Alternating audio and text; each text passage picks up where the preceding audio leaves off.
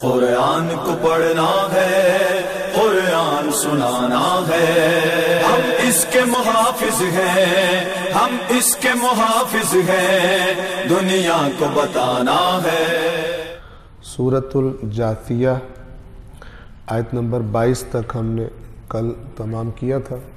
آیت نمبر 23 سے پہلے تلاوت اور پھر ترجمہ اور مختصر تفسیر۔ سورۃ الجاثیہ آیت نمبر 23 سے ترجمے کا آغاز کریں گے۔ رحمان و رحیم اللہ کے نام سے۔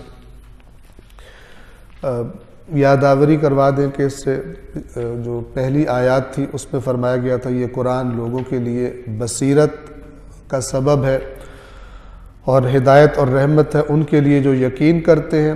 کیا وہ لوگ جو گناہ پر گناہ کرتے ہیں انہوں نے یہ سمجھا ہے کہ ہم ان کی زندگی اور موت کو ان کی طرح کر دیں گے کہ جو ایمان لائے اور نیک اعمال انجام دیے؟ بہت برا فیصلہ کر رہے ہیں، بہت بری رائے دے رہے ہیں۔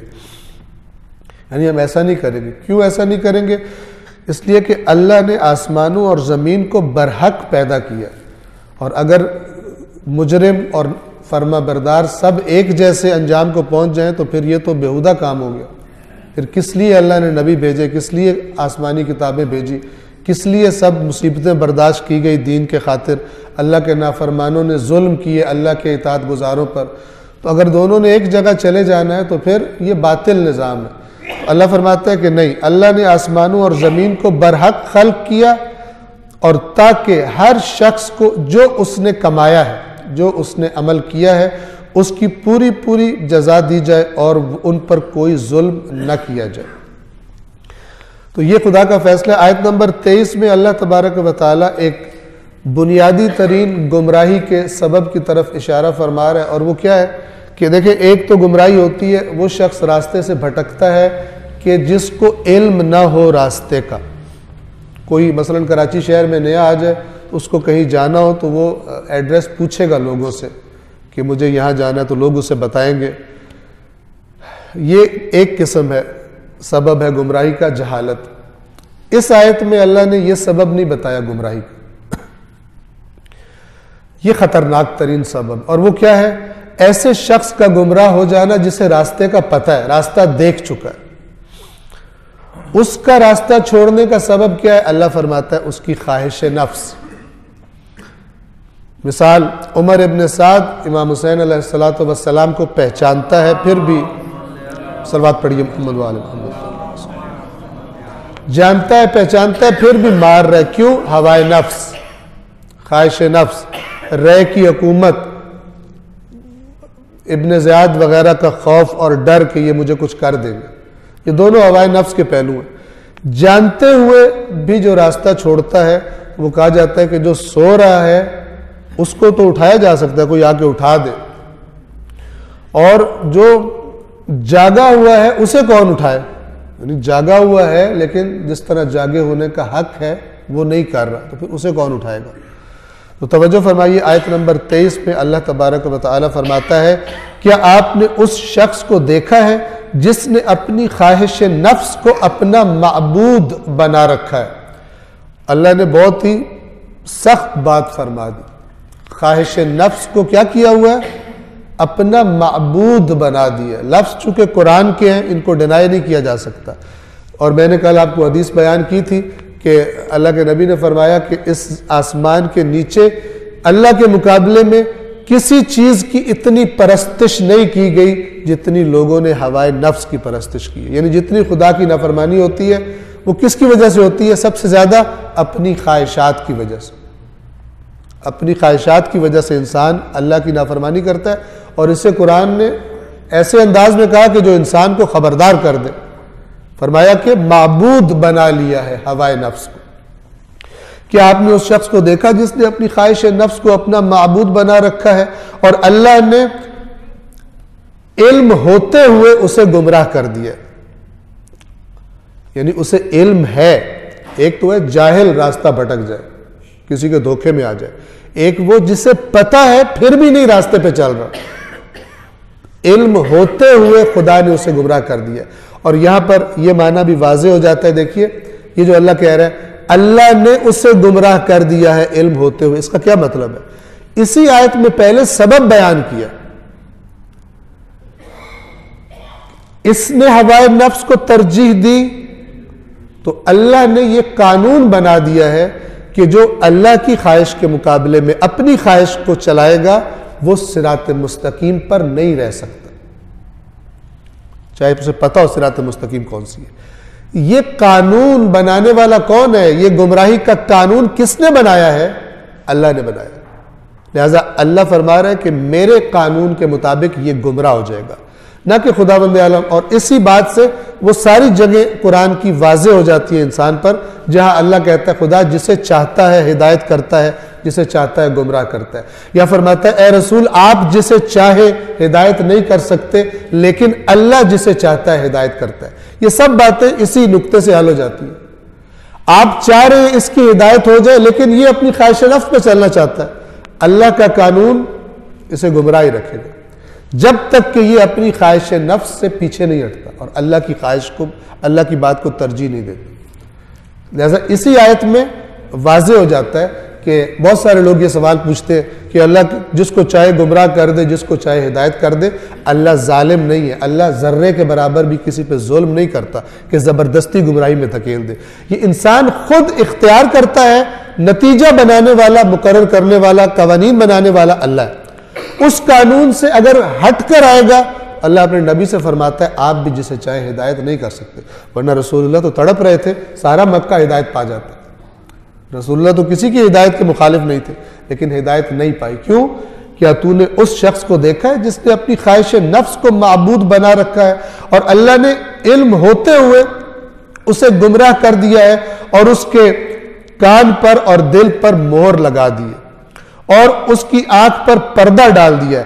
پس اللہ کے بعد اب اسے کون ہدایت دے گا؟ کیا تم نصیحت حاصل نہیں کرتے؟ یعنی نصیحت لے لو اور اس قانون پہ آ جاؤ، ہدایت مل جائے گی. لیکن اگر چاہتے ہو خواہشات، اپنی خواہشات نفسانی کو اللہ کی خواہشات پر ترجیح دو، پرائیورٹی دو، ان پر عمل کرو، تو پھر اللہ کے قانون میں تمہارے لیے گمراہی ہے. تو جب اللہ نے گمراہی کا بتا دیا، پھر اب اور کون سا قانون ہے جو تمہاری آ کے ہدایت کرے گا؟ بس خواہش نفس سبب ہے گمراہی کا. توجہ فرمائیے، اس کا کیا مطلب ہے؟ اللہ نے اس کے کان پر مہر لگا دی، اس کے دل پر مہر لگا دی، اس کی آنکھ پہ پردہ ڈال دیا. دیکھیے، انسان جب کوئی آواز سنتا ہے، وہ آواز اس کے کان کے پردے پہ پڑتی ہے اور اس کے دماغ کو سگنل جاتا ہے، اور دماغ پھر اس آواز کا جو تقاضا ہوتا ہے اس پر اس طرح ریئیکٹ کرتا ہے، رد عمل کرتا ہے. مثلا کوئی ہمارا عزیز اچانک اس کی آواز آتی ہے میری مدد کرو، تو ہم کیا کرتے ہیں؟ فوراً جیسے ہمارے دماغ کو وہ سگنل پہنچتا ہے، ہم اس کی مدد کرنے کے لیے کوئی نہ کوئی عمل کرتے، کوشش کرتے.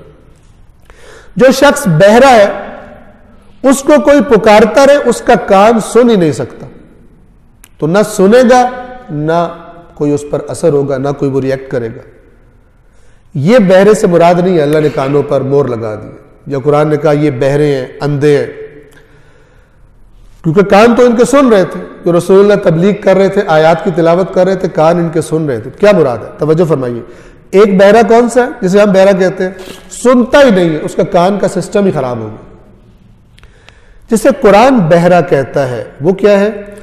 کہ یہ کان سنتا ہے، دماغ کو سگنل بھیجتا ہے، لیکن جو ریئیکشن وہاں پہ، جو اثر وہاں پہ ہونا چاہیے، وہ خواہشات کی وجہ سے نہیں ہوتا.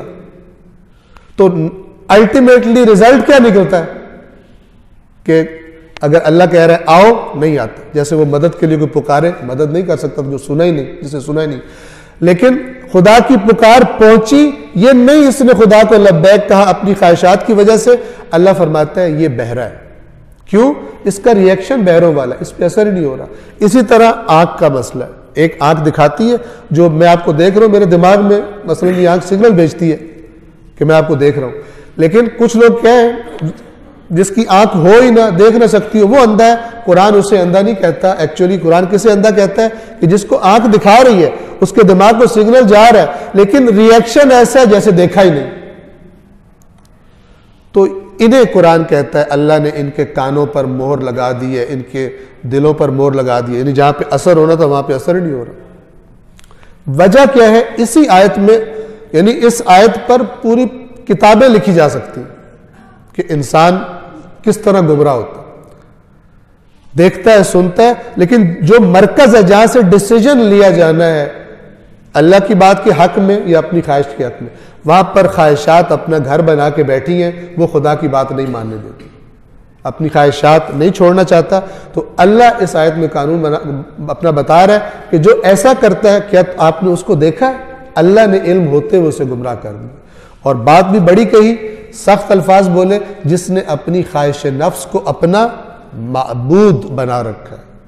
بس عبادت کے اندر اطاعت کا معنی ہے، جس کی اطاعت ہو رہی ہے اسی کی عبادت ہے در حقیقت۔ ورنہ انسان نماز پڑھے لیکن زندگی میں شیطان کی باتیں، عملی زندگی میں شیطان اس سے کھیلتا ہو، تو یہ عبادت مشکوک ہے، اس کی خواہش نفس اس کی معبود ہے۔ صلوات پڑھیے محمد و آل محمد۔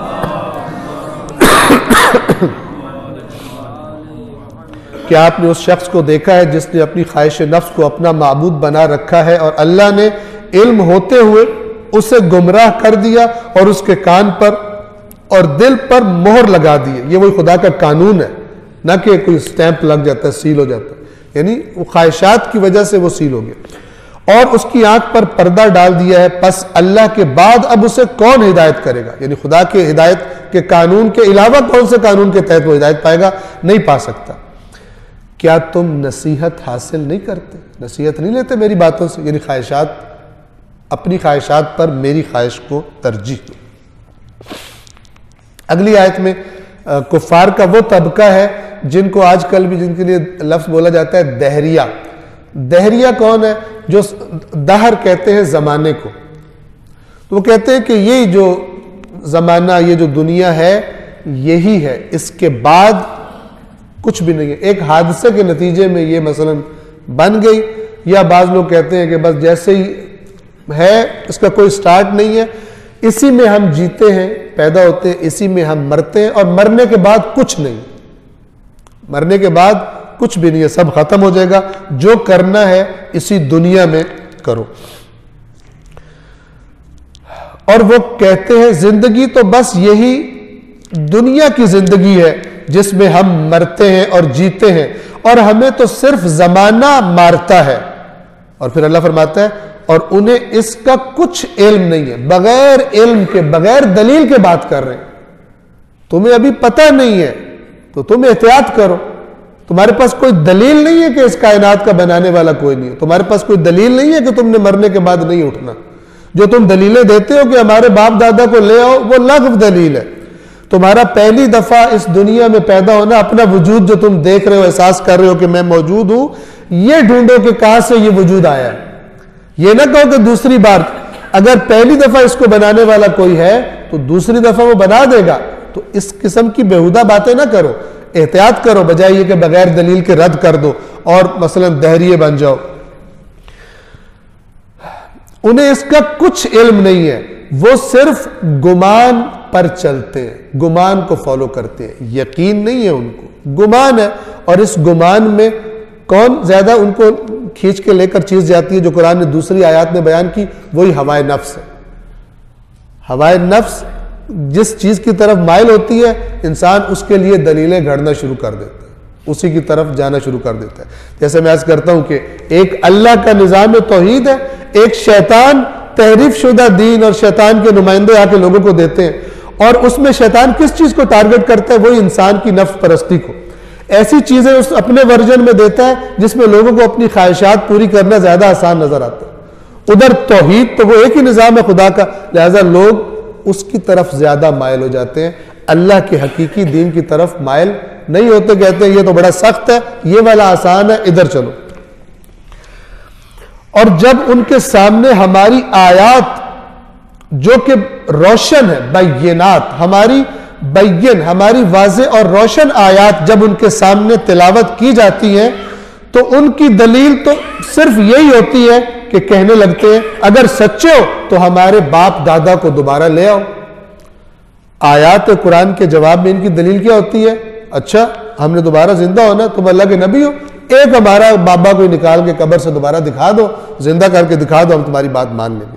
آیات پروردگار کے مقابلے میں ان کی دلیل یہی ہوتی ہے کہ ہمارے باپ دادا کو لے آؤ۔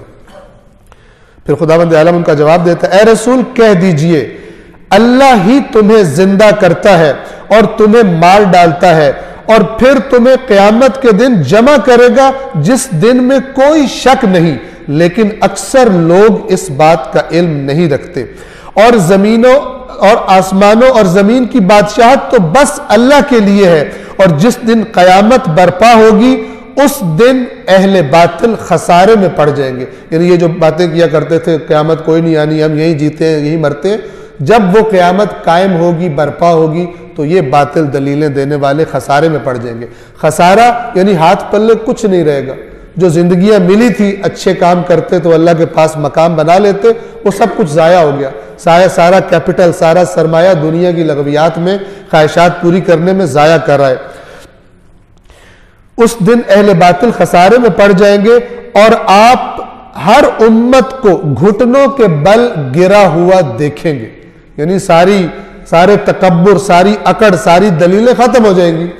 ہر کوئی عاجزی کے ساتھ اللہ کے سامنے، ہر امت گھٹنوں کے بل ہوگی، اور آپ ہر امت کو گھٹنوں کے بل گرا ہوا دیکھیں گے، اور ہر ایک امت اپنے نامہ اعمال کی طرف بلائی جائے گی، اور پھر کہا جائے گا آج تمہیں ان اعمال کا بدلہ دیا جائے گا جو تم کرتے رہے ہو۔ 3 قسم کی کتابوں کا تذکرہ ہے، کتاب جس میں لکھے جاتے ہیں۔ ایک ہر شخص کی، قرآن نے جو 3 قسم کی کتب بتائی ہیں، ایک ہر شخص کا انفرادی پرسنل اعمال نامہ ہے۔ فَأَمَّا مَنْ أُوتِيَ كِتَابَهُ بِيَمِينِهِ وَأَمَّا مَنْ أُوتِيَ كِتَابَهُ بِشِمَالِهِ، جس کو اس کی کتاب دائیں ہاتھ میں دی جائے گی، جس کو اس کی کتاب بائیں ہاتھ میں دی جائے گی۔ یہ پرسنل اعمال نامہ ہے۔ ایک اعمال نامہ یہ ہے جو پوری قوم کا اعمال نامہ ہے، مجموعی طور پر اس قوم کے پاس جب خدا کا دین آیا تو اس من حیث القوم اس نے اللہ کے دین کے ساتھ کیا رویہ کیا۔ بنی اسرائیل کے پاس دین آیا، دین چھوڑ کر کرپشن میں لگ گئے، آرزویں بنا لی جنت ہماری ہے۔ امت رسول اللہ نے کیا کیا؟ ایک پوری امت کا اعمال نامہ ہوگا، اور پوری امت سے کہا جائے گا، یہ قرآن کے لفظ ہے، کل امت تدعا الی کتابہا، ہر امت کو ان کے اجتماعی اعمال نامے کی طرف کہا جائے گا یہ تمہاری پرفارمنس ہے ایک قوم کے طور پر۔ ایک قوم کے طور پر تم نے کیا کیا؟ تم نے اللہ کے کام کتنے کیے؟ کتنے لوگ تھے تم میں امر بالمعروف کرنے والے؟ تمہیں دیکھ کے لگتا تھا کہ یہ قوم امر بالمعروف کرتی ہے؟ تمہاری مجموعی طور پہ زندگیوں سے لگتا تھا کہ تمہیں غریبوں کی فکر ہے؟ تمہاری مجموعی طور پہ لگتا تھا تمہارے معاشرے میں اللہ کا قرآن موجود ہے؟ تمہارے اعمال دیکھ کے لگتا تھا تمہارے رہبر اور لیڈر محمد اور آل محمد ہے؟ تمہاری مجموعی طور پہ لگتا تھا یا نہیں لگتا تھا؟ اللہ قیامت کے دن مثلا پوچھ کر کہے گا کہ بطور قوم تم لوگ کیسے تھے، کیسے نظر آتے تھے تم لوگ، اور یہ بتایا، اس کتاب کو پیش کیا جائے گا۔ اور پھر کیا کہا جائے گا؟ آج تمہیں انہی اعمال کی جزا دی جائے گی جو تم عمل کیا کرتے تھے۔ ہماری یہ کتاب تمہارے بارے میں سچ سچ بات کرے گی۔ ینطق، نطق کہتے ہیں بات کرنے کو۔ یہ ہماری کتاب تمہارے بارے میں حق بیان کرے گی جو تم نے حرکات اعمال دنیا میں کیے ہیں۔ اور یہ کیسے ہو گیا؟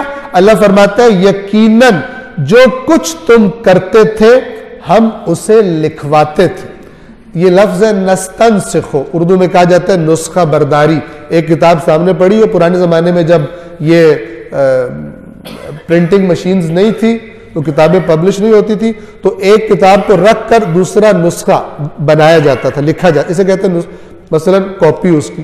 تو جو تمہارے اعمال تھے اس کی بڑی زبردست کاپی ہمارے پاس موجود ہے، سب کچھ ہم نے لکھوا لیا تھا، محفوظ کر لیا تھا۔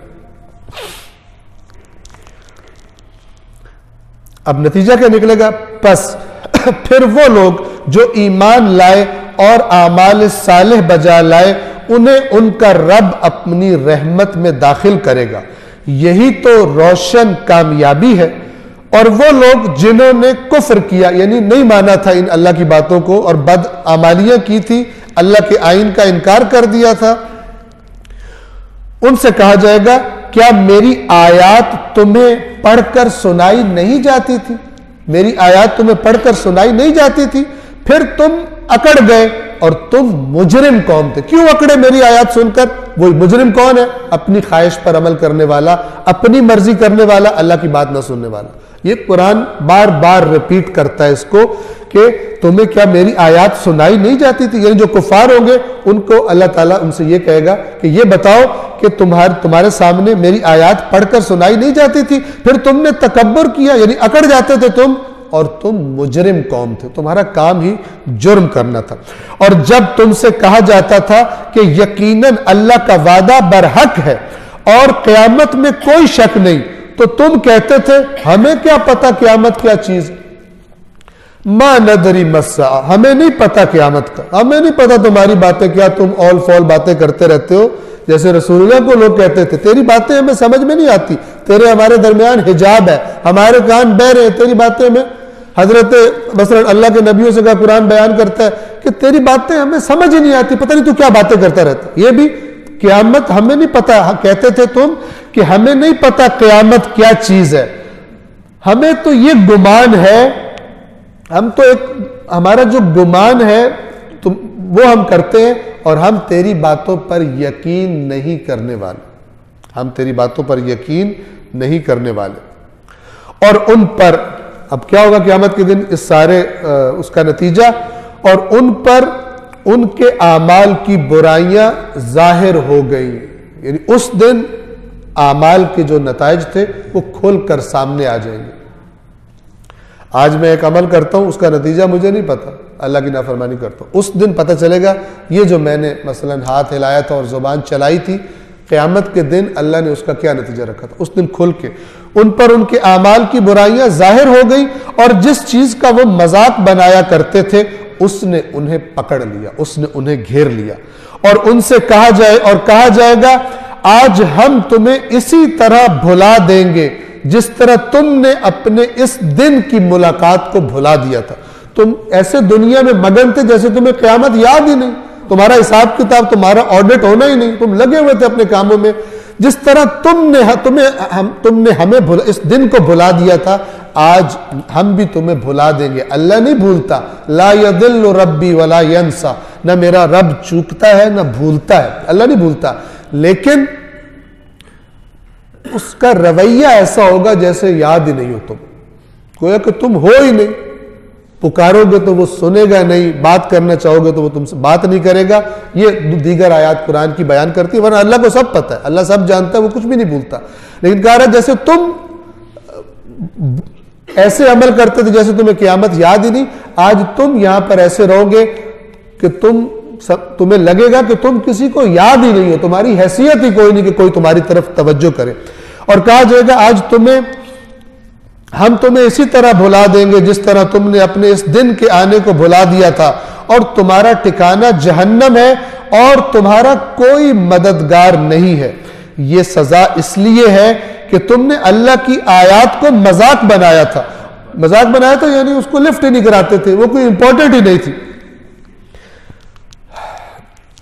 یہ مذاق بنانا ایک تو یہ ہے کہ باقاعدہ مذاق بنایا جائے، جوک کیا جائے آیات کے بارے میں، اور ایک آپ نے دیکھا ہوگا کہ بعض دفعہ اگر کوئی بڑا چھوٹے سے کہہ رہا ہے اور وہ ٹس سے مس نہیں ہو رہا تو وہ اینڈ میں تنگ آ کے اسے کیا کہتا ہے، میں مذاق کر رہا ہوں تمہارے ساتھ، یعنی تم میری باتوں کو مذاق سمجھ رہے ہو کہ تم حرکت نہیں کر رہے۔ تو یہ مذاق بنانا، اس کی کئی شکلیں ہیں، وہ تو بدترین ہے جو پکڑ کے مثلا جوک کرنا شروع کر دے، مذاق اڑانا شروع کر دے۔ اور ایک مذاق یہ ہے کہ کوئی بڑا کہہ رہا ہو کہ کرو کرو کرو کرو، یا کہہ رہا ہو یہ نہ کرو نہ کرو نہ کرو، لیکن وہ چھوٹا جو ہے وہ انسنی کر رہا ہو، تو وہ کہتا ہے کہ میں تم سے مذاق تو نہیں کر رہا، میں سنجیدہ ہوں، تم میری باتوں کو مذاق کیوں سمجھ رہے ہو۔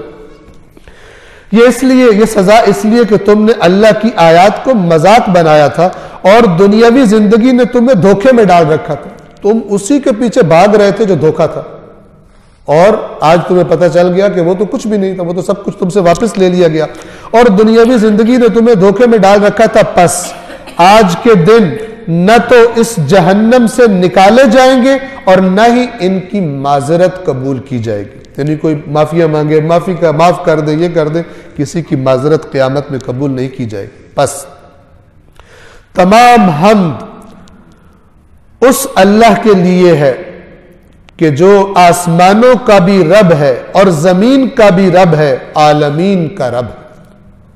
یعنی یہ بار بار کیونکہ آسمانوں کا رب، زمین کا رب، عالمین کا رب، یعنی اس پوری کائنات میں ایک رب ہے جس کا نام اللہ ہے، اور اس کے علاوہ کوئی اور رب نہیں ہے۔ رب یعنی مالک، نظام چلانے والا، پالنے والا، دینے والا، عطا کرنے والا، جو سارا انتظام و انصرام چلاتا ہے، مینج کرتا ہے، تدبیر کرتا ہے، مدبر، اسے رب کہتے ہیں عربی زبان میں۔ پس ثناء کامل تمام ہم صرف اس اللہ کے لیے ہے جو آسمانوں کا رب اور زمین کا رب، عالمین کا رب ہے۔ اور آسمانوں اور زمین میں کبریا، کبریا یعنی عظمت اور بڑائی، اور یہ لفظ دیکھیے وَلَهُ الْكِبْرِيَا، بس اسی کے لیے ہے کبریا۔ اور آج کل بعض شعر لکھنے والوں نے اہل بیت اطہار پر یہ بہتان تراشی شروع کر دی ہے فضائل کے نام پر، کہ یہ کبریا کا لفظ ادھر یوز کرتے، یعنی وہ باتیں کہ جو اللہ نے خاص اپنے لیے جو چیزیں کی ہیں وہ اب آہستہ آہستہ یہ، اور ظاہر بات ہے کہ جس کو نہیں معلوم قرآن مجید میں کیا اللہ نے بیان کیا اپنے بارے میں، تو اس کو کیا معلوم، وہ تو محبت میں دھوکہ کھا رہا ہے، وہ تو محبت میں دھوکہ کھا رہا ہے۔ ضروری ہے شعر مثلا اگر لکھتے ہیں اہل بیت اطہار کی شان میں تو اور کچھ نہیں تو کم از کم قرآن کریم تو پڑھ لیں۔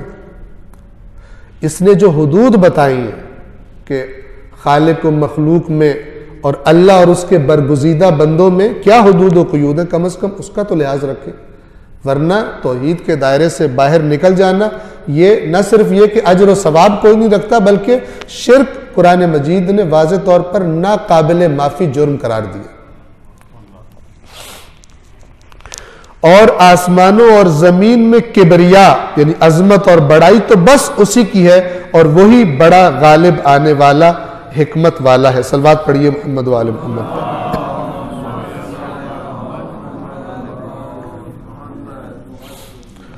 ایک بار پھر صلوات پڑھیے محمد و آل محمد۔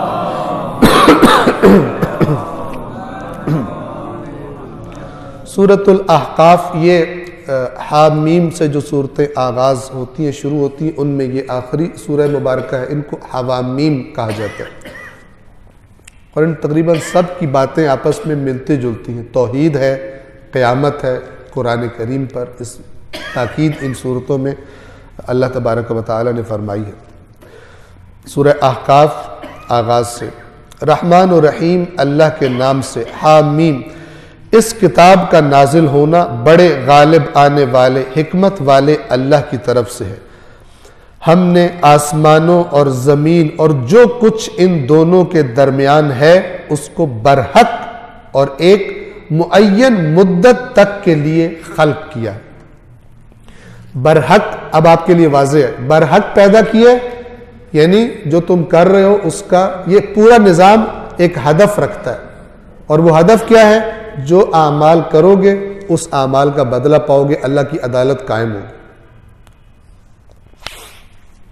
اگر کوئی شخص اپنے مثلا ایک ملک کے لیے نظام بنائے اور قانون بنائے، سب کچھ کرے، اور اس کے بعد عدالت کے قاضیوں سے یہ کہہ دے کہ جو بھی آئیں گے تم نے مجرم کو بھی اور ظالم کو بھی اور مظلوم کو بھی دونوں کو برابر ٹریٹ کرنا ہے، دونوں کو چھوڑ دینا ہے، نہ مظلوم کو کوئی کمپنسیشن کرنی ہے اور نہ ہی ظالم پر کوئی پکڑ کرنی ہے، تو ہر بندہ کہے گا بھئی یہ کس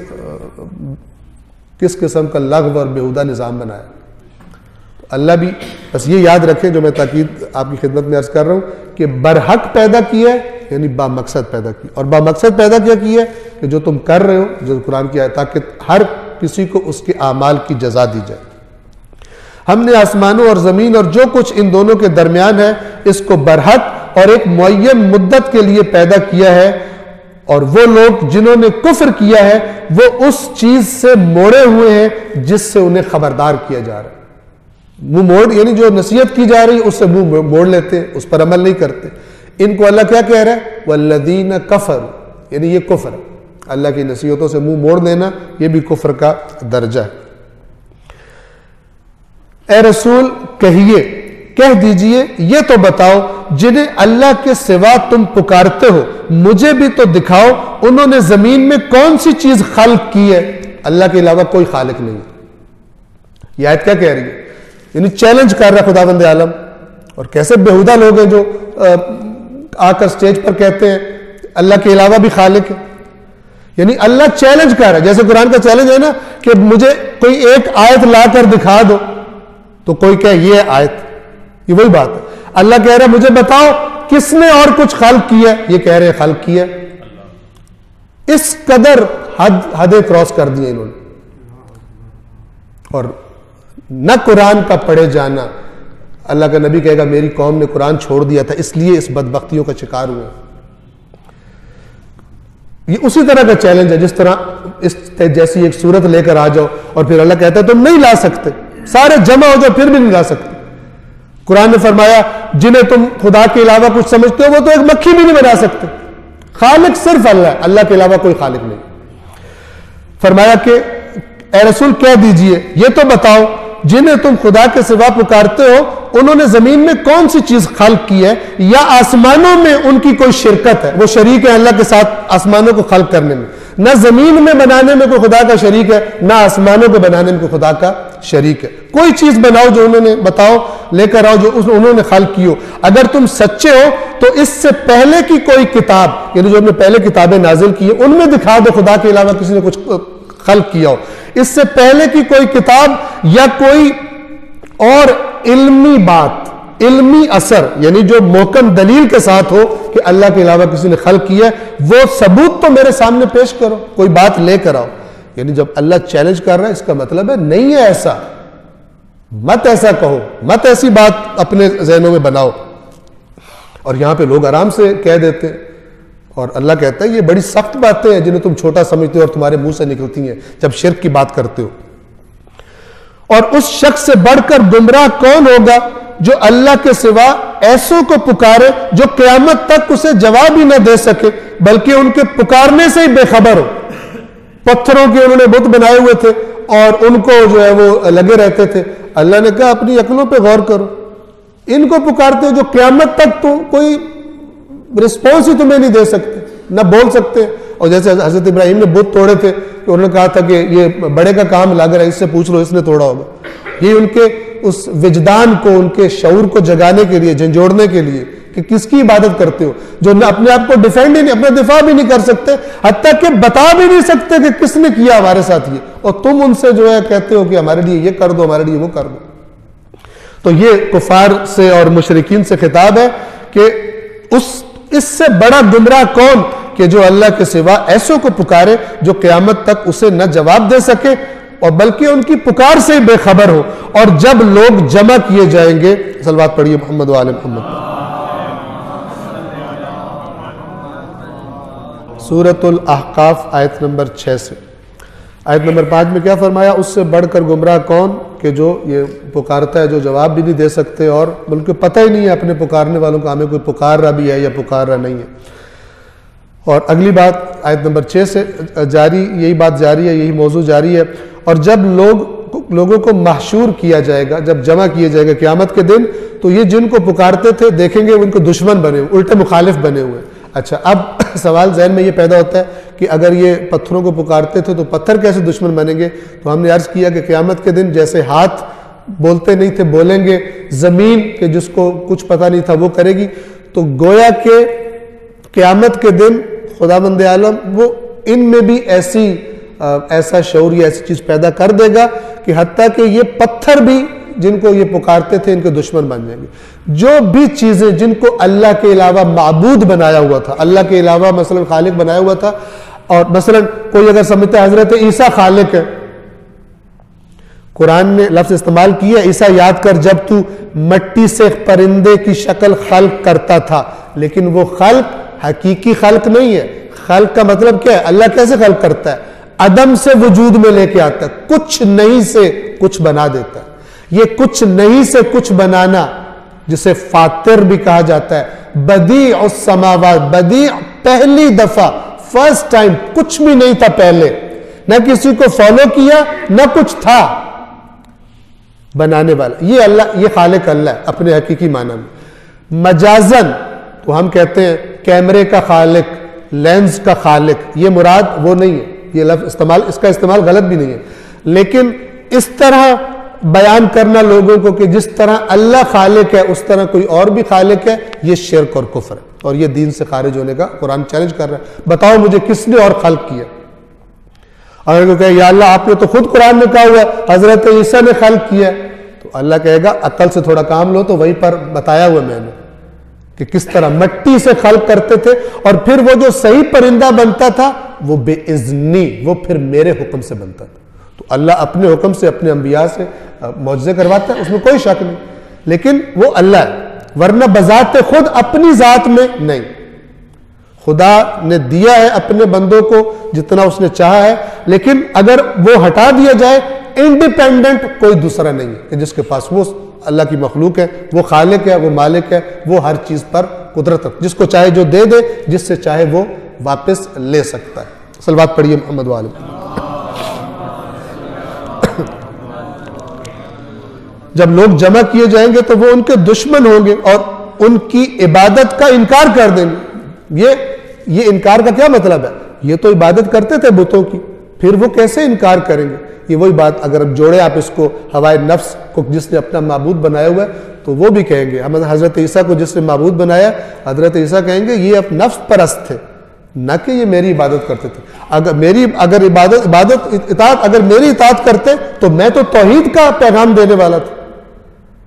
تو جو اللہ کے نیک بندوں کو اس کے ساتھ شریک بنا دیتے ہیں، تو وہ اللہ کے نیک بندے قیامت کے دن ان سے برات کریں گے، ہمارا تم سے کوئی تعلق نہیں ہے، تم نے ہم پر بہتان لگائے ہیں، ہم نے تو ایسا نہیں کیا۔ اور یہ سورہ مائدہ کی آخر میں آیات ہے، وہاں فرماتا ہے اور جب اللہ عیسیٰ سے پوچھے گا کہ عیسیٰ بتاؤ آپ نے کہا تھا ان سے کہ مجھے اور میری ماں کو معبود بنا لو، تو حضرت عیسیٰ کہیں گے کہ پروردگارہ میں کیسے وہ بات کر سکتا ہوں جس کا مجھے حق ہی نہیں تھا، میں نے تو وہی کچھ ان سے کہا تھا جو آپ نے مجھے بتایا تھا، اور جب تک میں ان کے درمیان میں رہا تب تک میں گواہ رہا، جو اپنی بات ان پر گواہ رہا، اور جب آپ نے مجھے بلا لیا اپنے پاس تو آپ گواہ ہیں کہ انہوں نے کیا کیا، اور وَأَنْتَ عَلَىٰ كُلِّ شَيْءٍ شَهِيدٌ، اور تو ہر چیز پہ گواہی دینے والا ہے۔ تو حضرت عیسیٰ برات کر دیں گے۔ پھر کوئی کہے حضرت عیسیٰ سے ہم تو آپ کے اتنے بڑے محب تھے، اتنے بڑا پیار کرتے تھے، تو حضرت عیسیٰ اپنے پر لگائے گئے بہتانوں سے اعلان برات کریں گے۔ قرآن مجید نے بڑا کھلا اور واضح اس کا اگزامپل دیا ہوا ہے۔ اور پھر کیا کہیں گے حضرت عیسیٰ، پروردگارہ اگر تو ان کو چھوڑ دے تو تیرے بندے، اور اگر تو عذاب کرے تو ہر چیز پہ قدرت رکھتا ہے، یعنی میرا اختیار نہیں ہے، جو اختیار ہے وہ تیرے پاس، واضح اور روشن۔ یہ آیات پچھلوں کو سنانے کے لیے، ہمارے لیے کوئی میسج نہیں ان میں، ہمارے لیے میسج قیامت تک کے لیے قرآن کے بتائے ہوئے معیار اور اس کی بتائی ہوئی تنبیہات، خبردار کیا جانا، کوئی اس کو تبدیل نہیں کر سکتا۔ دھوکہ وہ کھائے گا جس نے قرآن سے تعلق نہیں بنایا۔ اتنی تاکیدات کے باوجود اللہ اور اس کے رسول اور اہل بیت اطہار کی صلوات پڑھیے محمد و آل محمد۔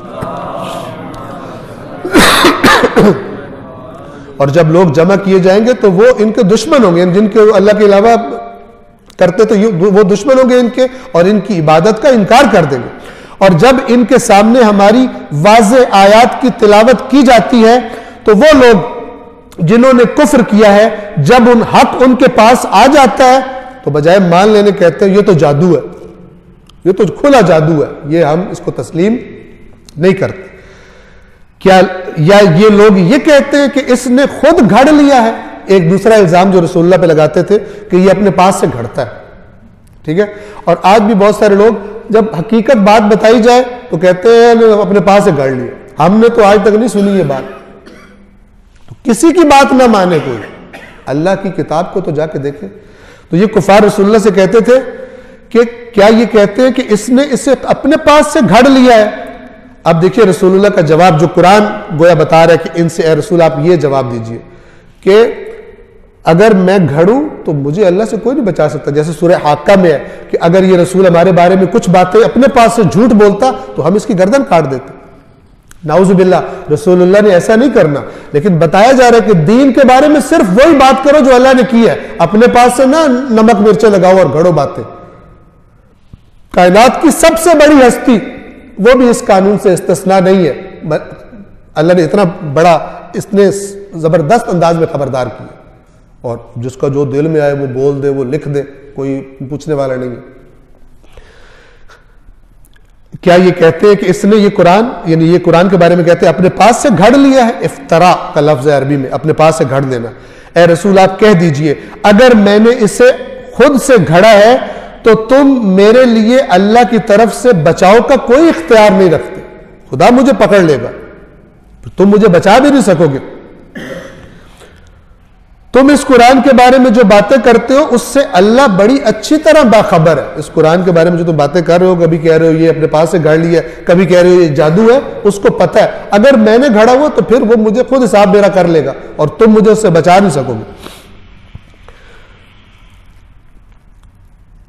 میرے اور تمہارے درمیان اس پر گواہی کے لیے وہی کافی ہے, یعنی اللہ ہی کافی ہے, اور وہ بڑا مغفرت کرنے والا اور رحیم ہے, رحمت کرنے والا ہے. اے رسول کہہ دیجئے میں رسولوں میں سے کوئی پہلا نہیں ہوں. بدعن جس سے لفظ بدعت بھی ہے, نئی بات ہو جانا, نیا بات. ما کنت بدعا من الرسل, اے رسول ان سے کہہ دیجئے کہ میں کوئی, یہ رسول آ جانا یہ کوئی ایسا کام نہیں ہے جو پہلے نہیں ہوا. آپ ان سے کہہ دیجئے کہ میں رسولوں میں سے کوئی پہلا نہیں ہوں اور میں نہیں جانتا کہ میرے ساتھ کیا سلوک کیا جائے گا اور تمہارے ساتھ کیا ہوگا. میں تو صرف اسی کی پیروی کرتا ہوں جو میری طرف وحی کی جاتی ہے, اور میں تو صرف واضح طور پر تمہیں خبردار کر دینے والا ہوں. علم غیب کی بات ہے. علم غیب کیا ہے؟ اللہ دیتا ہے اپنے برگزیدہ بندوں کو, اس میں کوئی شک نہیں, لیکن جو اللہ دیتا ہے وہی ہے. اللہ کی طرح اللہ کے سارے علم پر کوئی احاطہ کرے ایسا کوئی نہیں. لہذا یہ بالکل واضح آیت آپ دیکھیے کہ میں کوئی پہلا رسول نہیں ہوں اور میں نہیں جانتا کہ میرے ساتھ کیا سلوک کیا جائے گا اور تمہارے ساتھ کیا ہوگا. میں تو صرف اسی کی پیروی کرتا ہوں جو میری طرف وحی کی جاتی ہے. یعنی میں بذات خود کچھ بھی نہیں, لیکن اللہ جو مجھے دیتا ہے وہ مجھے پتہ. اور اللہ کے رسول نے غیب کی خبریں دی ہیں, آئندہ کی خبریں, قیامت کی نشانیاں, فلان, اپنے زمانے میں یہ کیا ہے اللہ کے نبی نے. تو اللہ اپنے برگزیدہ بندوں کو جو چاہتا ہے وہ عطا کرتا ہے, اپنے غیب میں سے دیتا ہے. لیکن وَلَا يُحِيطُونَ بِعِلْمِهِ بِشَيْءٍ مِّنْ عِلْمِهِ إِلَّا بِمَا شَاءَ, جو آپ آیت الکرسی پڑھتے ہیں کہ اللہ کے علم پر کوئی احاطہ نہیں کر سکتا مگر جو اللہ خود چاہے, یعنی خود عطا کر دے. اور یہ بھی آیت بالکل وہی بات کر رہی ہے. میں تو صرف اس کی پیروی کرتا ہوں جو میری طرف وحی کی جاتی ہے, اور میں تو صرف واضح طور پر خبردار کر دینے والا ہوں. اے رسول کہہ دیجئے یہ تو بتاؤ اگر یہ قرآن اللہ کی طرف سے ہو. اب ایک صحیح بات کو ذرا اگر کہہ کر بیان کیا جا رہا ہے. جیسے آپ نے سنا ہوگا کہ مولا کائنات کے پاس ایک بندہ آیا اور کہتا ہے کہ آپ اتنی سخت زندگی گزارتے ہو, اتنا تھوڑا کھاتے ہو, میں اپنے جو میرا دل میں آتا کرتا ہوں, مرنے کے بعد آپ نے بھی مٹی ہو جانا ہے, میں نے بھی مٹی ہو جانا ہے. تو مولا نے اگر کے ساتھ جواب دیا, فرمایا کہ اگر جو تو کہہ رہا ہے وہ ٹھیک ہوا تو پھر یہ اگر ہوتا ہے اس لیے تاکہ دوسری بات کی طرف بھی انسان کی توجہ کروائی جائے. اگر جو تو کہہ رہا ہے ٹھیک ہوا تو ہم دونوں ختم ہو جائیں گے. میں نے کچھ عرصہ ذرا سختی برداشت کی, تو نے اپنا, لیکن دونوں ختم, اینڈ ہو گیا. لیکن اگر جو میں کہہ رہا ہوں وہ ٹھیک ہوا تو پھر کیا ہوگا؟ پھر تو دائمی ہے. جو تو کہہ رہا ہے وہ سختی عارضی ہے, دونوں نے مٹی ہو جانا ہے. لیکن اگر جو میں کہہ رہا ہوں وہ ہوا, جو اللہ کے نبی نے بتایا, جو قرآن کہتا ہے وہ ہوا, تو وہ تو دائمی ہے, اس کے بعد تو مرنا ہی نہیں ہے. تو بتا بڑا نقصان سمجھدار کون ہے اور کم سمجھ والا کون ہے؟ صلوات پڑھیے محمد والے. تو یہ اگر یہ والا سسٹم ہے.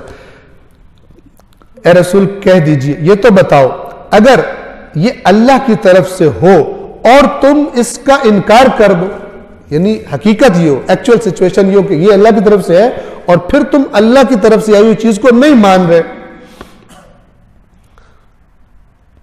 جبکہ بنی اسرائیل کا ایک گواہ اس جیسی کتاب پر گواہی دے چکا ہے اور پھر وہ ایمان بھی لا چکا ہو اور تم تکبر کرو تو پھر تمہارا کیا انجام ہوگا؟ یعنی تمہیں میں سے، اہل کتاب میں سے ایک نے اس پر گواہی دے دی ہے۔ بے شک اللہ ظالموں کو ہدایت نہیں کرتا۔ یہاں ظالموں سے کیا مراد ہے؟ جان بوجھ کے ہٹ درمی کرنے والے۔ اس کے ذیل میں جو روایات ہیں، عبداللہ ابن سلام یہ یہودی تھے اور بہت بڑے عالم تھے۔ اگر انہوں نے رسول پاک سے آگے فرمایا کہ اے یا رسول اللہ، اگر آپ جب قرآن سنا فوراً، چونکہ پاک تھے، کرپٹ مطلب وہی برائی نفس پرست نہیں تھے، تو فوراً اس کو تسلیم کر لیا اور ایمان لے آئے۔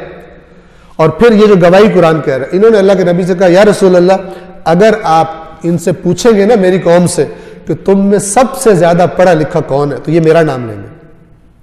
سب سے زیادہ تم میں سے تورات جاننے والا کون ہے، تو یہ آپ سے کہیں گے عبداللہ بن سلام۔ تو یہ قرآن وہ اس کی طرف اشارہ کر رہا ہے کہ تم ہی میں سے ایک شخص گواہی دے چکا ہے اور ایمان لا چکا ہے، اور تم پھر انکار کر رہے ہو جس کو تم اپنا سب سے بڑا عالم سمجھتے ہو۔ تو پھر ان اللہ لا یہدی القوم الظالمین، ایسے لوگوں کی پھر اللہ ہدایت نہیں کرتا۔ تو دلائل ہے، دلائل تم نہیں مانتے تو پھر خداوند عالم یہ تم ظلم جو کر رہے ہو، اللہ ظالموں کی ہدایت نہیں کرتا۔ اور جو لوگ جنہوں نے کفر کیا وہ ایمان لانے والوں سے کہتے ہیں، یہ اب ایک اور انٹرسٹنگ بات ہے کہ کیا کہتے ہیں، جو لوگ جنہوں نے کفر کیا ہے وہ ایمان لانے والوں سے کہتے ہیں کہ اگر یہ اس میں یہ اگر بہتر ہوتا، یہ جو دین تم نے مان لیا ہے اگر یہ بہتر ہوتا، اس میں کوئی ڈھنگ کی بات ہوتی، کوئی فائدے کی بات ہوتی، تو تم اس دین کی طرف جانے میں ہم سے آگے نہیں بڑھ سکتے تھے۔ کیا مطلب ہے اس کا؟ یہ جو حضرت نوح نے قوم کے سرداروں نے بھی اپنی حضرت نوح سے کہا تھا، کیا کہا تھا کہ نوح، یہ جو جن لوگوں نے تجھے فالو کرنا شروع کیا یہ ہمارے معاشرے کے گھٹیا اور غریب لوگ ہیں جن کی حیثیت ہی کوئی نہیں۔ تو اس کو دلیل بنایا کہ اگر تیری باتوں میں دم ہوتا تو پھر ہم میں سے بھی، تو ہم جو سمجھدار جن کا معاشرے میں مقام ہے، جن کی باتیں لوگ سنتے ہیں، اپنے آپ کو سمجھدار سمجھتے ہیں، تو پھر ہم میں سے بھی لوگ تیرے پیچھے ہوتے۔ تو بالکل یہی بات رسول اللہ کے زمانے کے مومنوں سے کے بارے میں کہی جا رہی ہے کہ جنہوں نے کفر کر دیا ہے یہ کہتے ہیں، یعنی اور یہاں پر پرٹیکولرلی مراد وہ اہل کتاب ہے، یہودی جو ایمان نہیں لا رہے تھے، وہ کیا کہتے ہیں کہ اگر اس دین میں کوئی خیر ہوتی ما سبقونا الیہ، ہم سے کون سبقت لے سکتا تھا؟ ہم جو ہر چیز کو، ہم تو اڑتی چڑیا کے، اپنے لفظوں میں کہہ رہا ہوں، ہم تو اڑتی چڑیا کے پر گن لیتے ہیں، تمہیں سمجھ آ گئی ہے جن کی سمجھ کم ہے، ہم جیسے سمجھداروں کو پتہ نہیں چلا، اصل میں تم بے وقوف ہو جو اس کے پیچھے چل رہے ہو۔ اگر اس میں کچھ دم ہوتا تو ہم سب سے پہلے اسلام کو قبول کر چکے ہوتے۔ پھر اللہ تبارک و تعالیٰ فرماتا ہے کہ اور اب جب کہ انہوں نے قرآن سے ہدایت نہیں لی تو اب کہنے لگے کہ یہ تو بڑا پرانا جھوٹ ہے، یعنی جو ہدایت لینی تھی وہ نہیں لی، اب اس کو رد کرنے کے لیے کیا کہتے ہیں؟ افکن قدیم، یہ تو بڑا پرانا جھوٹ ہے کہ جو یہ آ کے ہم سے بول رہا ہے۔ جبکہ اب قرآن آگے اگلی آیت میں فرماتا ہے جبکہ اس سے پہلے موسیٰ کی کتاب اماماً و رحمہ ومن قبلہ کتاب موسیٰ اماماً و رحمہ، جبکہ اس سے پہلے بھی موسیٰ کی کتاب موجود ہے جو امام تھی، یعنی گائیڈ کرنے والی۔ اللہ نے کتاب کو بھی امام فرمایا اسی آیت میں۔ موسیٰ کی کتاب جو امام بھی تھی اور رحمت بھی تھی، یعنی گائیڈنس تھی، اور جو اس کی گائیڈنس پہ چلے اس کو فالو کرے وہ رحمت ہے۔ اور یہی پہ لفظ امام کا معنی بھی پتہ چل جاتا ہے، امام اسے کہتے ہیں جس کو آپ فالو کریں، جو آپ کے آگے چلتے ہیں آپ اس کے پیچھے چلتے ہیں۔ آپ پیچھے کسی اور کے چلیں، جس کے پیچھے چل رہے ہیں وہ امام ہے، زبان سے جس کو کہہ رہے ہیں وہ امام نہیں ہے، ایکچولی جس کے پیچھے چلا جا رہا ہے، جس کے نظریات فالو ہو رہے ہیں، جس کے مطابق زندگی گزاری جا رہی ہے، جس کے مطابق، جس کی رہنمائی کے مطابق ویلیوز بنا لی، اقدار بنا لی زندگی کی، وہ امام ہے۔ امام وہ نہیں ہے کہ بس جس کا نام لے لیا جائے اور پھر یہ بھی نہ پتہ کیا جائے وہ کہتا کیا ہم سے۔ اور اس سے پہلے موسیٰ کی کتاب امام اور رحمت تھی، اور یہ قرآن، یعنی اب یہ قرآن ایسی کتاب ہے جو عربی زبان میں بھیجی گئی ہے، موسیٰ کی کتاب کی تصدیق کرنے والی ہے تاکہ ظالموں کو خبردار کر دے اور نیکی کرنے والوں کو خوشخبری دے دے۔ قرآن کا کام کیا ہے؟ ظالموں کو بتا دے تمہارا انجام خراب ہے، اور جو نیک ہیں انہیں کیا بتا دے؟ خوشخبری. بشرا للمحسنین، نیک لوگوں کو، اچھے کام کرنے والوں کو خوشخبری دے دے. کون ہے اچھے لوگ؟ اللہ بیان فرماتا ہے یقیناً جن لوگوں نے کہا کہ ہمارا رب تو اللہ ہے، ہمارا رب تو اللہ ہے، اور پھر استقامت ڈٹ گئے اس اللہ کے آئین پر ڈٹ گئے، انہیں نہ کوئی خوف ہوگا نہ وہ غمگین ہوں گے. یہ خوشخبری ہے ان کے لیے نہ کوئی خوف ہوگا نہ انہیں کوئی غم ہوگا. یہ لوگ جنت والے ہوں گے، ہمیشہ اسی میں رہیں گے. یہ جزا ہے ان اعمال کی جو دنیا میں یہ کیا کرتے تھے. آپ دیکھیں ابھی تک قرآن نے جزا کس کی بتائی ہے؟ اعمال کی. ہم 25 پارے جز قرآن کے مکمل کر چکے ہیں الحمدللہ، 26واں شروع ہو گیا، لیکن یہ سارا کا سارا قرآن نے کیا بتایا؟ اعمال. اعمال رزلٹ ہوتا ہی عمل کا ہے. کوئی بندہ ہائیلی کوالیفائڈ، بہت انفارمیشن والا، کہیں جا کے جاب کرے اور بیٹھا رہے، عمل نہ کرے، تو مہینے کے اینڈ پہ تنخواہ لینے جائے گا تو اس کا باس کیا کہے گا؟ کہے گا تنخواہ نہیں ہے. تو میں ہائیلی کوالیفائڈ. تو کوالیفائڈ تو تھا، تو نے کر کے کیا دکھایا؟ اپنی کوالیفیکیشن اپنے پاس رکھو اور یہاں سے فارغ ہو جاؤ. کرتے کچھ نہیں اور تنخواہ لیتے ہو. ایسی کوالیفیکیشن کا پس آمنوا وعملوا الصالحات والعصر ان الانسان لفی خسر. زمانہ گواہ ہے کہ انسان سب کے سب خسارے میں سوائے ان کے جو ایمان لائے اور پھر عمل انہوں نے کیے. اور استقامت کا آگے وہ جو ہے وہ اسی استقامت کی تفسیر ہے. وتواصوا بالحق. مصیبتیں آئیں ایک دوسرے کو کہتے رہے حق کو نہیں چھوڑنا. وتواصوا بالصبر. اور مصیبتیں پریشانیاں آئیں کہتے رہے کہ صبر کرو، ڈٹ جاؤ، یہ عارضی ہے. اور قرآن بھی کہتا ہے وبشر الصابرین. صبر کرنے والوں کو، میدان نہ چھوڑنے والوں کو، اللہ کی حدود کے اندر رہنے والوں کو، مشکلات کی وجہ سے حدود جو کراس نہیں کرتے ان کو خوشخبری سنا دیجیے. اور ہم نے انسان کو اپنے ماں باپ پر احسان کرنے کا حکم دیا ہے. اس کی ماں نے تکلیف سہ کر اسے پیٹ میں اٹھائے رکھا اور تکلیف اٹھا کر اسے پیدا کیا، اور اس کے حمل یعنی پیٹ میں رہنے کی مدت اور دودھ چھڑانے میں 30 ماہ لگ جاتے ہیں. 30 مہینے کی مدت قرآن نے بتائی ہے.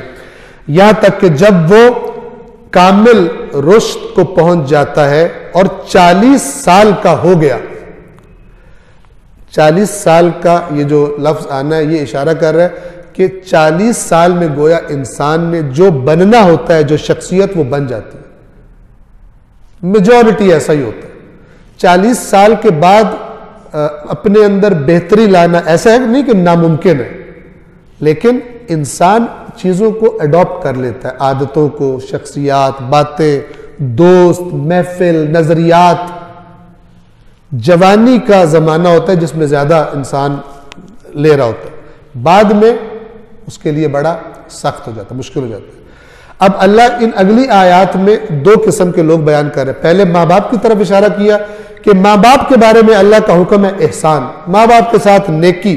مشرک بھی ہو تو شرک نہیں کرنا، اللہ کی نافرمانی نہیں کرنی، لیکن باقی معاملات میں پھر بھی مشرک والدین سے بھی بے ادبی نہیں کرنی، ان کے ساتھ احسان کرنا. اس سے بڑھ کر قرآن مجید ایک مسلمان جب اپنے ماں باپ کے سامنے جاتا ہے، اگر اس قرآن پر ایمان رکھتا ہے تو جو مرضی ہو جائے وہ اپنے والدین کی بے ادبی نہیں کرے گا.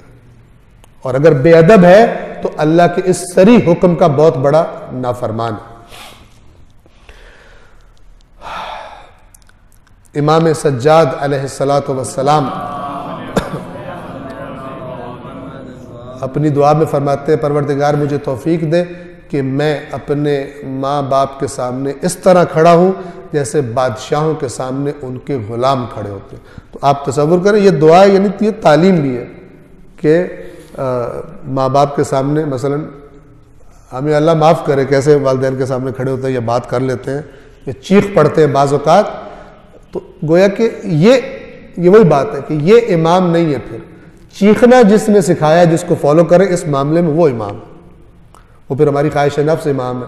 مجھ سے تو برداشت نہیں ہوتا، امی ہر وقت میرا سر کھاتی رہتی ہے، ابا بڈھے ہو گئے سر کھاتے رہتے میرا.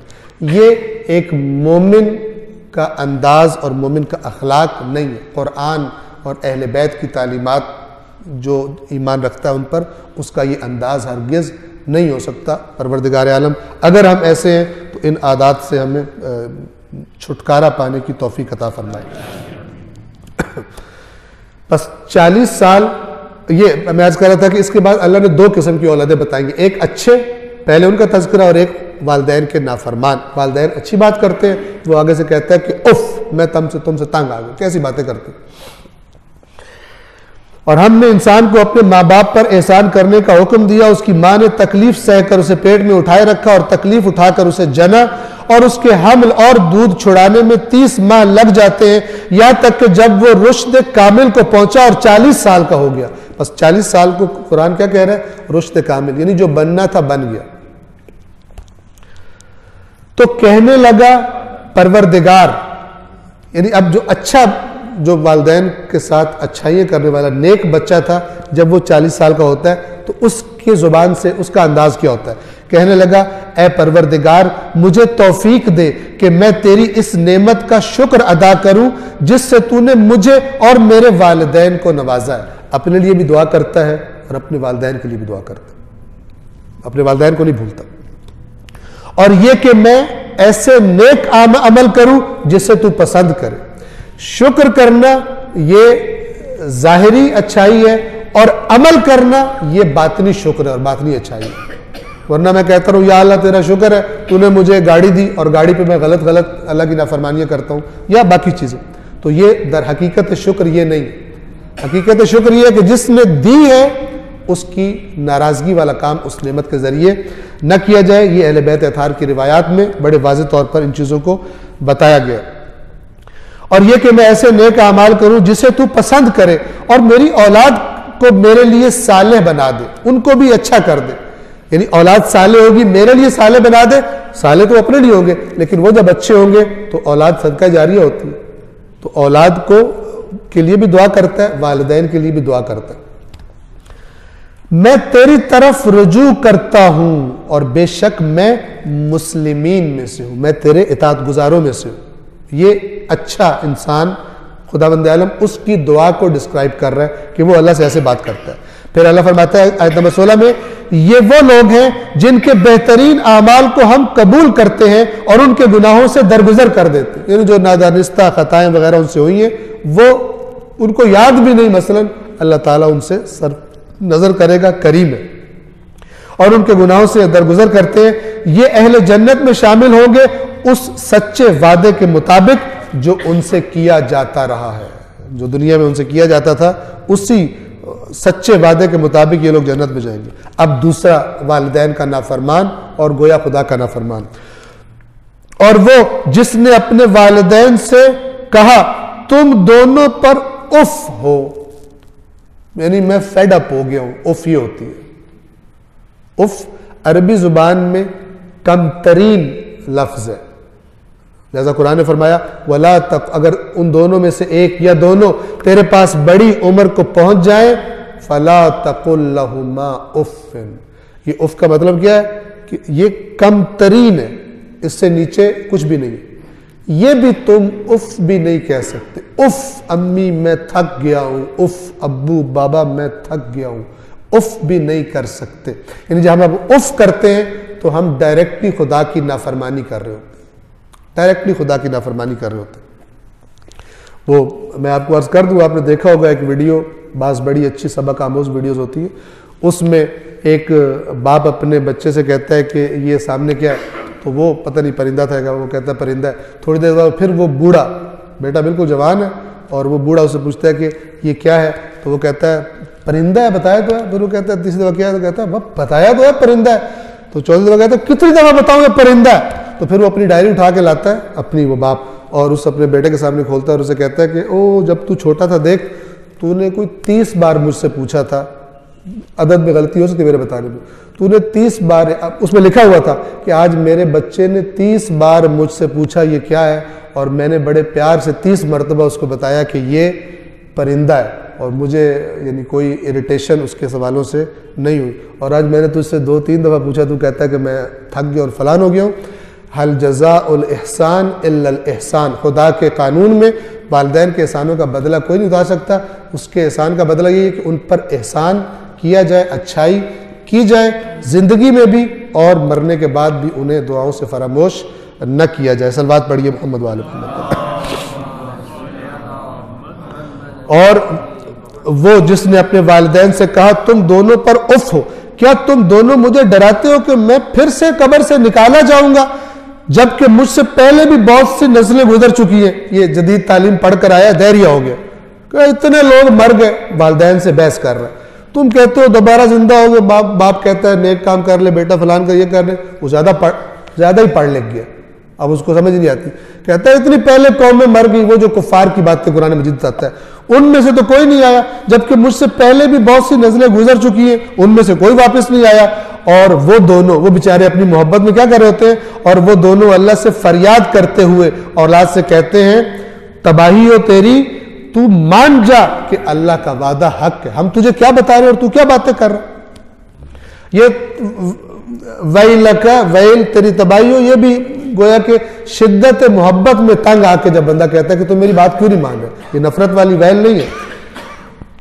اللہ کا وعدہ مان جا کہ اللہ کا وعدہ برحق ہے، پھر بھی وہ کہتا ہے یہ تو صرف پرانے لوگوں کی فرسودہ کہانی ہے، یہ جو تم سنا رہے ہو تو پرانے زمانے کے لوگ ہو، اور یہ جو باتیں یہ بھی گزشتہ لوگوں کی، ہم یہ ماڈرن زمانہ ہے، اب ان باتوں کا زمانہ گزر چکا ہے، یہ باتیں بھی دفنا دو۔ یہ وہ لوگ ہیں جن پر فیصلہ حتمی ہو چکا ہے، کون سا فیصلہ؟ کہ یہ اہل جہنم ہے، فیصلہ حتمی ہو چکا جنوں اور انسانوں کے ان گروہوں کے ساتھ جو ان سے پہلے گزر چکے، یعنی جنہوں نے یہ حرکتیں کی یہ بھی ان کے ساتھ جو ان سے پہلے کر چکے، جو ان کے بارے میں فیصلہ قانون ہے اللہ کا وہی ان کے بارے میں بھی قانون کا فیصلہ ہو چکا۔ بے شک یقیناً یہ لوگ خسارہ اٹھانے والے تھے۔ اور آیت نمبر 19 توجہ فرمائیے، یہ آخری آیات ہیں آج کے لیے، 2 آیات اور ہیں، غور سے سنیے، گویا یہ خلاصہ ہے ساری باتوں کا، اللہ کی نصیحت اور فارمولا۔ اور ہر ایک کے لیے درجات ہیں، یعنی اللہ کے پاس درجات ہیں، جنت میں بھی درجات ہیں، جہنم میں بھی وہ درجات ہیں، انہیں درکات کہتے ہیں، پستیاں، نیچے نیچے نیچے نیچے، اور جو نیچے ہے وہ اور بدترین۔ ہر ایک کے لیے درجات ہیں مما عملو، جو انہوں نے عمل کیا اس کی بنیاد پر، جس کا جیسا عمل ہے اس کا ویسا درجہ ہے۔ جنت میں بھی چھوٹے درجے بھی ہوں گے، بڑے درجے بھی ہوں گے، اور جہنم میں کم پستیاں اور زیادہ پستیاں بھی، لیکن یہ کس بنا پر؟ مما عملو، جو انہوں نے عمل کیے، اور تاکہ ان کے اعمال کا پورا پورا بدلہ دیا جائے ان کو، اور ان پر ظلم نہیں کیا جائے گا۔ اور جس دن وہ لوگ جنہوں نے کفر کیا تھا، یعنی خدا کی باتیں نہیں مانی تھی، انہیں آگ کے سامنے لایا جائے گا، یعنی آگ کے سامنے پیش کیا جائے گا، آگ ان کے بالکل سامنے ہوگی اور اس کو وہ دیکھ رہے ہوں گے اور اس کی گرمی کو محسوس کر رہے ہوں گے، تو ان سے کہا جائے گا تم نے اپنی نعمتوں کو دنیا کی زندگی میں ہی برباد کر دیا، تم کیا کچھ کر سکتے تھے لیکن تم نے اس کو صحیح یوٹیلائز نہیں کیا، تمہیں ملی تھی ایسی چیزیں، تمہیں زندگی ملی تھی، عقل ملی تھی، مال و دولت خدا نے دیا تھا، کسی کو کم کسی کو زیادہ، وہ سب تم نے برباد کر دیا، اور آج تم یہ سامنے جہنم میں پہنچ گئے، تم نے اللہ کی نصیحتیں نہیں سنی، تمہیں سنائی جاتی تھی، آیات تھی، فرامین تھے اللہ کے رسول کے، اہل بیت اطہار کے، اللہ کے نیک بندوں کے، تم نے نہیں، اور تم نے اس قانون کے مطابق زندگی نہیں گزاری، تو تمہیں دنیا میں نعمتیں ملی تھی، تم نے اپنی نعمتوں کو دنیاوی زندگی میں برباد کر دیا اور ان سے مزے لے چکے ہو، یعنی تم نے جو مزے لینے تھے وہ تم لے چکے ہو، پس آج تمہیں ذلت کے عذاب کی سزا اس لیے دی جائے گی کیونکہ تم زمین میں ناحق اکڑا کرتے تھے۔ اور یہاں اکڑنے سے مراد ویسے عام دوسروں کے سامنے اکڑنا وہ بھی ہے، اللہ کی آیات کے سامنے اکڑ جانا، اللہ کی آیات کو لفٹ نہ کرانا، قرآن نے اس کو تکبر کہا ہے کہ تم زمین میں ناحق تکبر کرتے تھے، اور اس لیے کہ تم فسق وبما کنتم تفسقون، اور کیونکہ تم فسق کیا کرتے، فسق بھی کیا ہے؟ خدا کی بنائی ہوئی حدود کو تجاوز کر جانا، ایکسیڈ کر جانا ان لیمٹس کو جو اللہ نے قرار دی ہیں، جو زمین میں تم فسق کیا کرتے تھے، یعنی بدکاریاں کیا کرتے تھے۔ پروردگار عالم سے دعا ہے، پروردگار عالم بحق کے قرآن کریم، بحق کے محمد و آل محمد قرآن مجید کو پڑھنے کی، سمجھنے کی اور عمل کرنے کی اور ترویج کرنے کی ہم سب کو توفیق عطا فرمائے۔ یہ التماس کی گئی ہے سید سلطان حسین و سیدہ توقیر فاطمہ اور عابد رضا بھائی کے خانوادے کے جملہ مرحومین کے لیے التماس سورۃ الفاتحہ۔